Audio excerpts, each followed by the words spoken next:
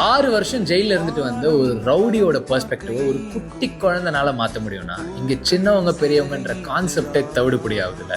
பிட்டுன்னு ஒரு ரவுடி அவன் வாழ்க்கையில திருந்தி ஒரு பொண்ணை லவ் பண்ணி மெயினா அவளுக்காக தான் வாழ்க்கையை மாத்திக்கிட்டு அந்த பொண்ணை கல்யாணம் பண்ணி ஒரு குழந்தையும் பெற்றுக்கிறான். அப்பா குழந்தை பெற்றுட்டோம், ஃபேமிலி மேன் ஆகிட்டோம், லைஃபே மாறிடுச்சு அப்படின்னு சொல்லிட்டு யோசிச்சுட்டு இருக்கும்போது அவன் பாஸ்ட்ல பண்ண ஏதோ ஒரு தப்புக்காக 6 வருஷம் தூக்கி ஜெயில வச்சிடறாங்க. ஒரு சில வருஷங்களுக்கு அப்புறம் யாருக்காக தன்னோட லைஃபையே மாத்திக்கிட்டானோ அந்த ஒய்ஃபும் அவனை ஜெயில பார்த்து அவன் கையில அவளோட தாலியை கொடுத்துட்டு போயிடுறான். அதுக்கப்புறம் 6 வருஷம் கழிச்சு அவனோட பெரிய ஆசையை வெளில வந்து அவனோட குழந்தைய பார்க்கறதா தான் இருந்தது. ஆனா அந்த குழந்தைக்கு அவனை பார்த்தா அடையாளம் கூட தெரியாத மாதிரி வேற ஒருத்தர் அப்பான்னு சொல்லி அந்த அம்மா வளர்த்துறாங்க.